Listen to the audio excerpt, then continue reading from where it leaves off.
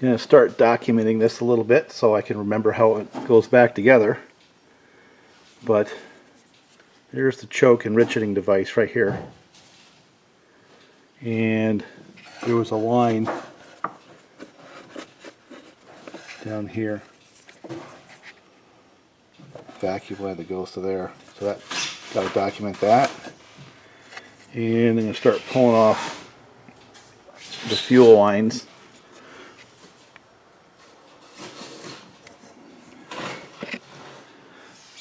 And I wouldn't be surprised if some of these need to be replaced.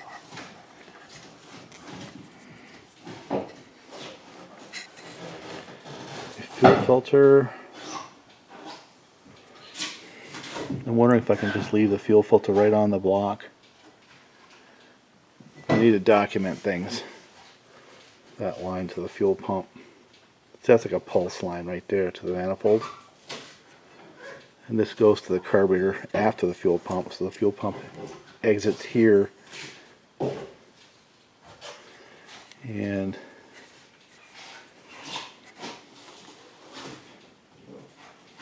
carb to carb. See, that one leaks, so I'm going to replace that one, I think. See it? And this is the main fuel line coming in.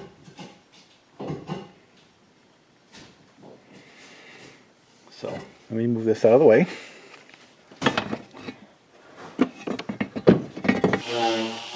So detach the fuel line that goes from the filter to right here. And then these are the two choke lines or feeds that go from the enriching device to the carburetors. I'm going to detach them. And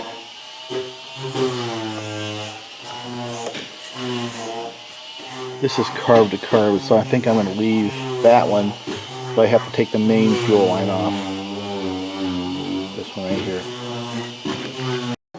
So detach this big line from that fitting. The bottom of the fuel pump is the main supply. And these two lines are detached now. And I think I'm going to pull this one. Well, I did that one. What else? See what's attached to the carburetors.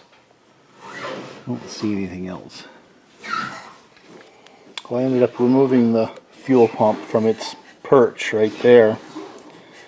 And you got to remember there's this line and these three lines. I got to remember where they are and how they're routed. See how it comes from crossing down in there. And these right here. I'll leave that one on. But I needed to get access to that nut. But also in retrospect, in order to take the manifold off, you have this one. There's one in here, and there's one on top. I think the hardest part of this job is getting to that nut right there, and I had to release the throttle line right there in order to do that. Slid it straight out.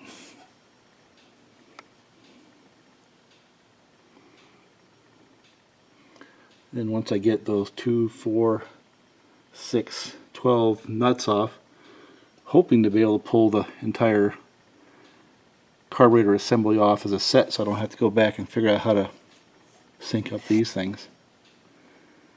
I don't think it should be a problem. They're pretty fixed anyway. Got these little screws right here where you can adjust how they open relative to each other. But I'm not going to mess with that at all if I can help it. Got one long one that goes from this side of the motor all the way up to the top here. Okay? Got another one here that goes to there. And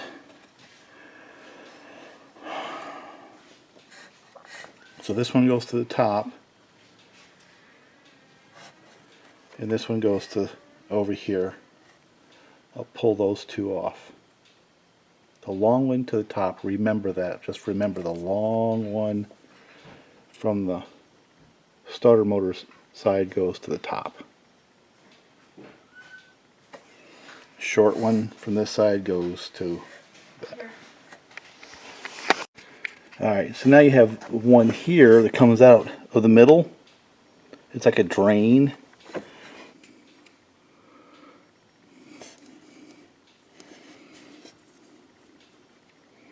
So the one that goes from the bottom here goes up to here. Bottom one up to here.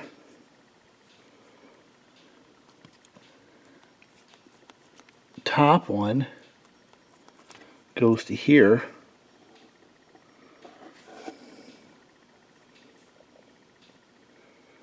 This one in the middle goes down here. So bottom, middle, enriching device, top, bottom. Wow, that's confusing. Well, I found it easier just to pull them off the other side instead of trying to pull them off the manifold. These fittings, they bite hard. I don't know why they haven't crossed up that way. But also notice that these two are above, this one's below, and they came right through these guides right here. So I think I have to remove that next. And then we'll start taking the bolts off the manifold. One of the little nuances that I found is to get to that bolt down there, I had to move it into reverse, so that'll come straight out. Then you have 3 across the bottom, and then 2, another 2 right here, and then 3 across the top. And I think I can get to all of them pretty quickly, maybe even with the impact driver. Wouldn't that be cool? Well, I got all those out. Again, there's one in the middle, one across the side there, and then 4, 5, 6, 7, 8, 9, 10 screws. I believe I've got everything detached that needs to be detached from that plate. I'm going to give it a tap with a rubber hammer and see if I can't break the gasket free. And I've been really fortunate I didn't break the gaskets. Maybe right there.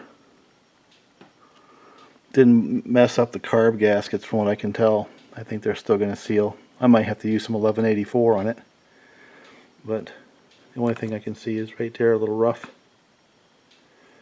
But, alright, give it a tap. And that's what the V6 looks like with the reed valve cover taken off. I got some good gaskets to clean up. You know, that's really about it. And I'm not seeing any bad reed valves, so good news and bad news. But I don't see any broken ones yet. The good news is there's no broken reed valves.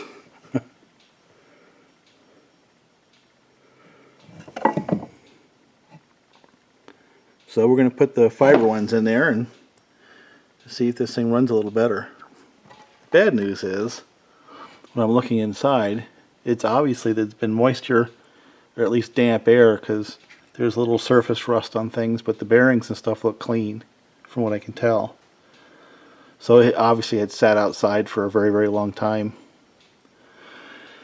So we'll just run it, and it's got good compression, so I'm not seeing any sign of issues there. I'm not hearing any rod knocks or anything like that, so I'm not particularly upset about it or worried about it. It's just something that says this poor motor needs to get run.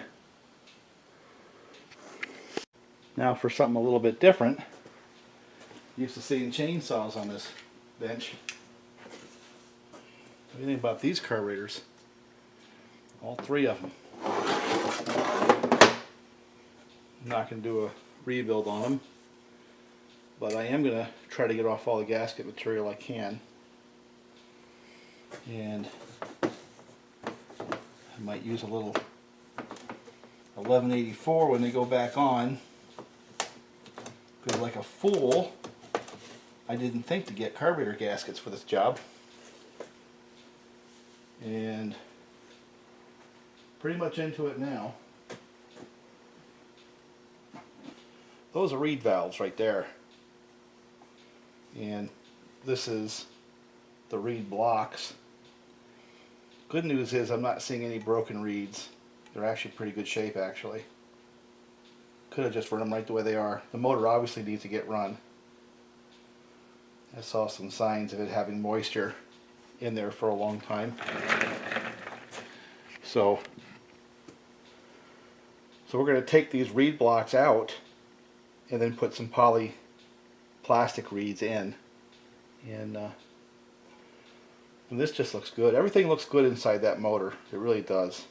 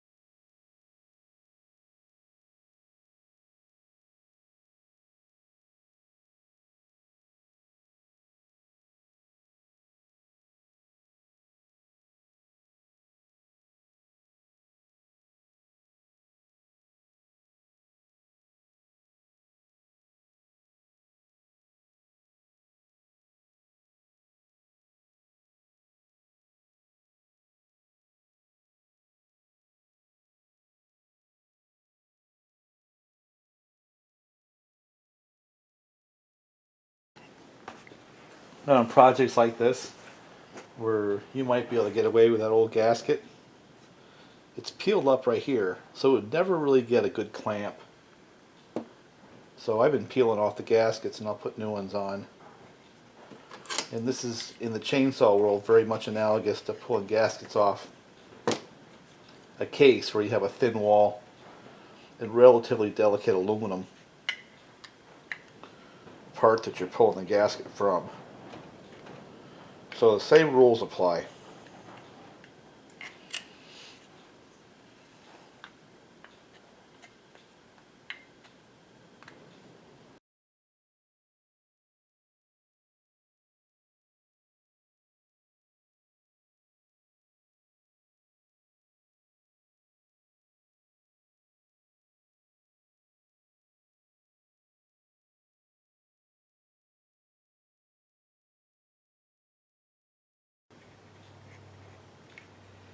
And once we get these in, now we're back to reassembling the motor. And it's kind of a windy day out, so I don't think I'm going to get a chance to run this boat, but I'd really like to see if it makes a difference.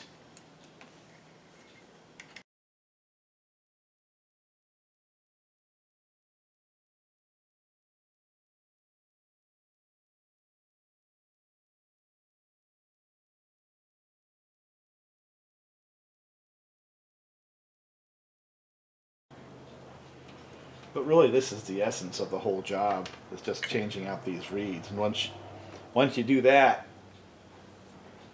it's more about just getting it back together. You know?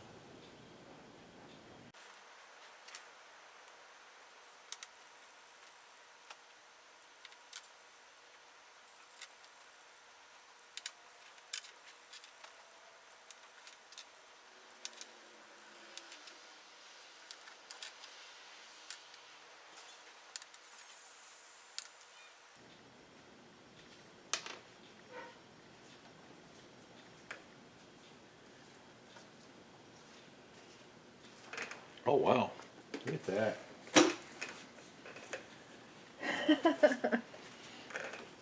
Certain things are priorities in life.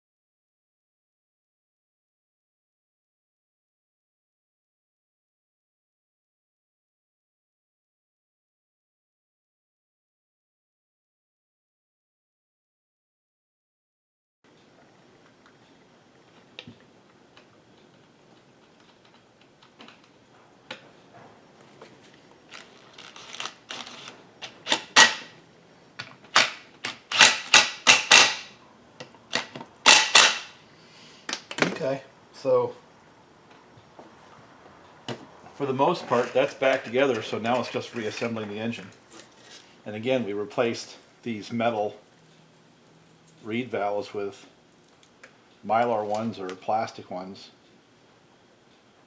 I don't know what they're made of, a Spectre or fiberglass or plastic or something. These guys will tell you from here, and we'll see if we like it, you know? We'll see if there's a difference. There might be, there might not be. I think the biggest issue this motor has is just needed someone to run it. You know, from what I'm seeing, pretty much all the signs point to it just sat for a long time. And I could see a little bit of surface rust on the inside. Nothing that gets me nervous, I just could see it, right?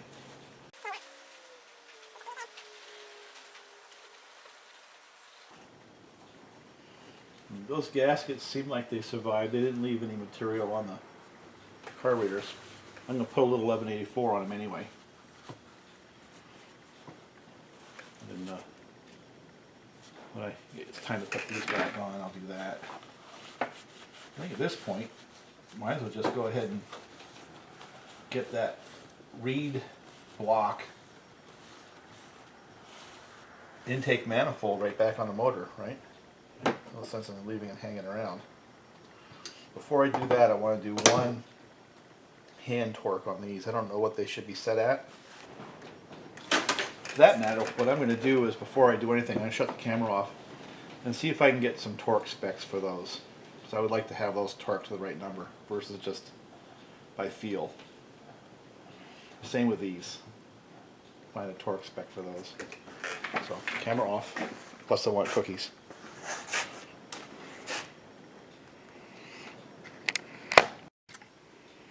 Well, I ordered an online service manual. And they said 60 inch-pounds. So let's see what that feels like.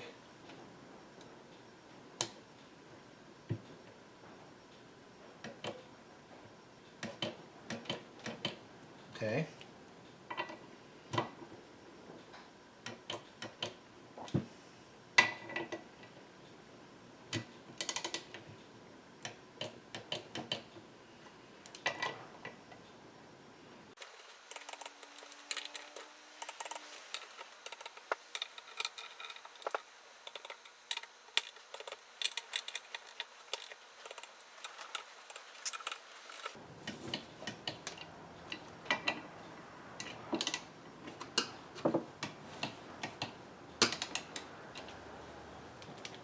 That just doesn't feel right to me. That's like way loose.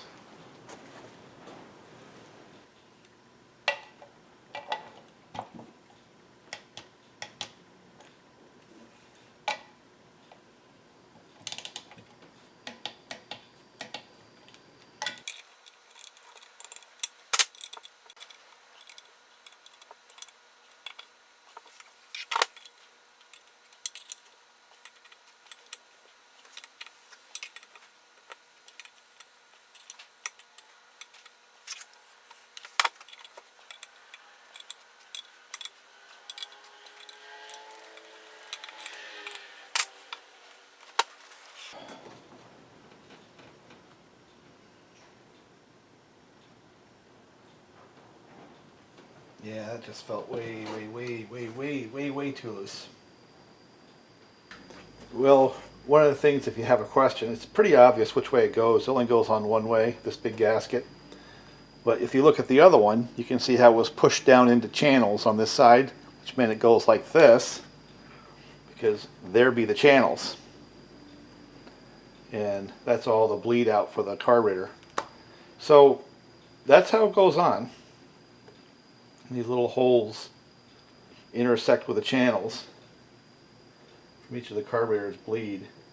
So I guess I'm going to take that whole goofy assembly and set it up on the motor and run it home. Basically, the takeaway on a job like this for me is it really wasn't that hard. Could have been a lot tougher, I suppose. And the second takeaway for me, I'm going to replace that line first, I think. The second takeaway for me is these Mercuries are just well-built machines. See, I like the simplicity, and the V6 is obviously a proven, commodity at this point. This has to go for sure. It's a little bit loose on that line. But anyway, let me get the thing together before I get too over analytical. Same coarse threaded screws. I would have liked to have seen a fine thread there, but oh my. Let's get right here.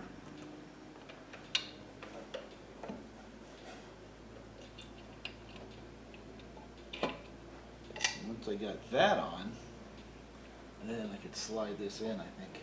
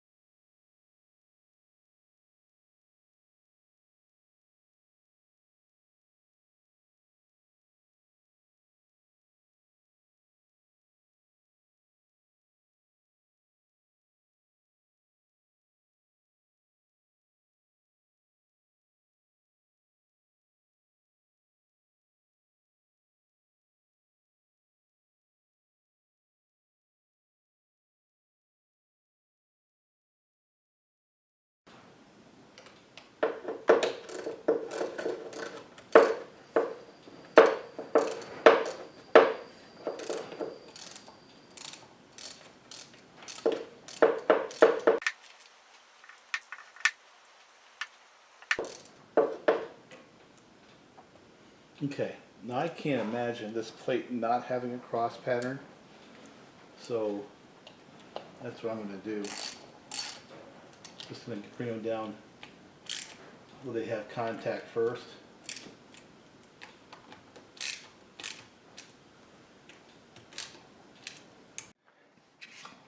First, there's two different length screws. Most of them are the same length, and you can pretty much tell by how tall the boss is. But the two down here, that one and that one, are shorter than the other ones. And so that's one thing you have to remember. The second thing is you've got to remember to put that linkage on and make sure you have the linkage kind of going up a little bit so it doesn't stick into that and trap it. Kind of get you nervous. And also remember, this has to be over in the reverse position in order for that screw right there to come out. So those things are takeaways. And remember to put your richening device, kind of like your choke, on that one right there. Even though it doesn't feel right to me, I'm going to go ahead and torque them to the 60 inch-pounds first. And then they can feel right to me. But I'm going to do it in a cross pattern.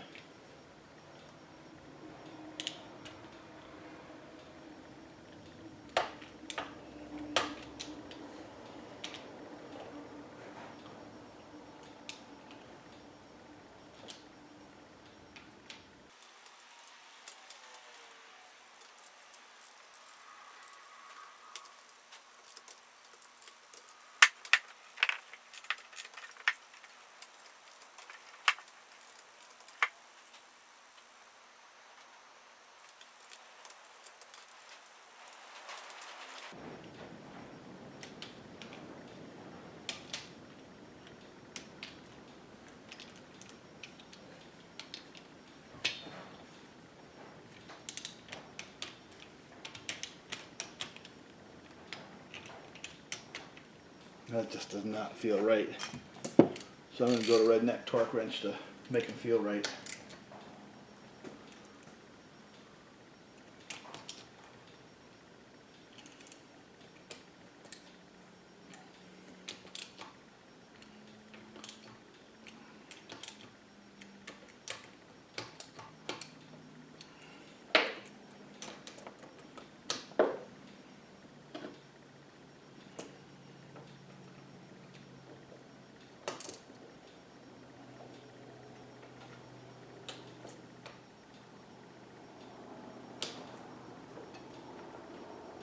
And let them crush that gas a little bit.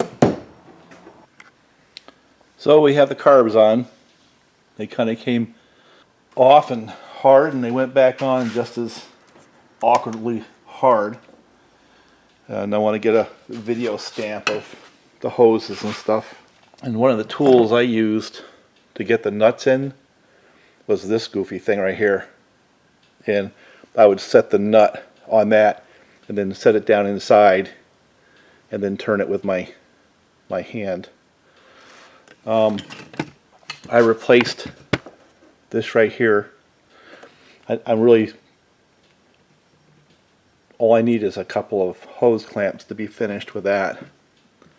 And we worked pretty hard to come up with a routing scheme with these bleed hoses. Now, the transom on this boat is going to need some help at some point. It's got some cracks forming right here, and correspondingly over on this side.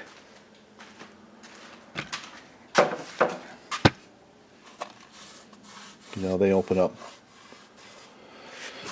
They don't seem to open up when I'm running the boat in the water, but they do open it up when I lift the motor and put the transom saver on. And I mean, there's some flex, but that's to determine what happens next with the boat, because might get another run or two this year. And once I am done for the season, I'm assuming it'll hold for the rest of the season. I think we're going to go out and have a professionally built, get new floors and transom put in there, depending on what it costs. And the boat over there, we are ourselves going to do that. This one I want it to be done professionally. I just want the boat right, is what it is. I just want it to be a solid boat. I don't want to do the grunt work if I can help it.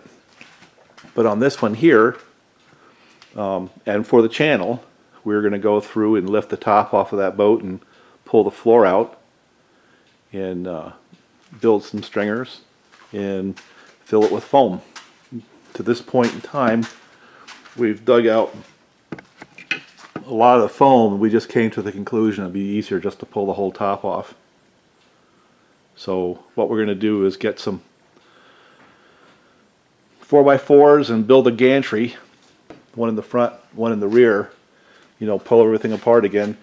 This motor here might find a new home because it runs good. It might sit on top of a pontoon boat. I think that would be a good place for it. And we're going to pull that all apart and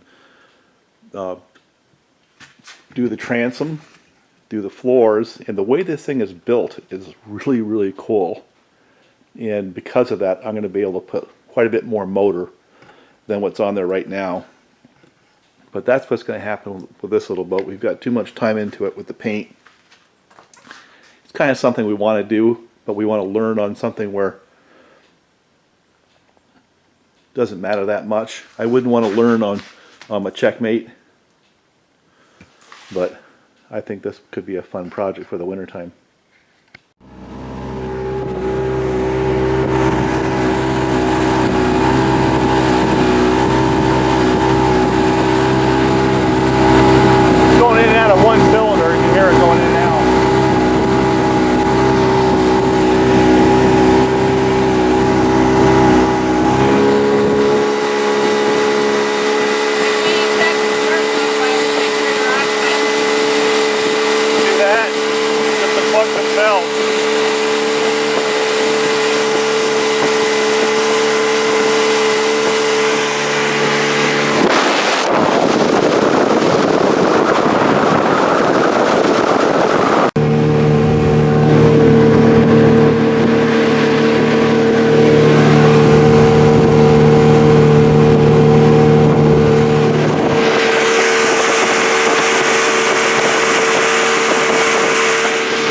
And for something new, it looks like New York State has added a boat launch on Otisco Lake, right by the causeway. Son of a gun. Didn't know.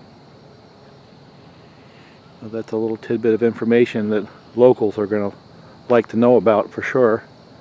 Not a big one. I'm sure it'll fill up quick on weekends, so I wouldn't bank on it.